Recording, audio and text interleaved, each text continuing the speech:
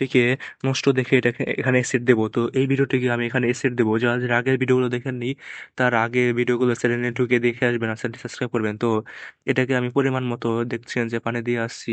তো এটা পানির ভিতরে যে পানিটা ছিল একবারে শুকিয়ে গেছে। তো এখানে আমি নতুন করে পানি পানি দিচ্ছি। তো এখন দেখার বিষয় যে এটা কি চলবে কি চলবে না। তো আপনারা সাথে থাকুন আর চ্যানেলটি সাবস্ক্রাইব করবেন। তো এখানে দেখছেন পানি দিচ্ছি, 1 সিরিঞ্জ পানি দেওয়া হয়ে যাচ্ছে, তারপরও ব্যাটারিটি কিন্তু আরো পানি নিচ্ছে, তার মানে ব্যাটারিটার ভিতরে স্পেস আছে। তো পার্ট 2, 3 দেখার জন্য চ্যানেলটিকে সাবস্ক্রাইব করে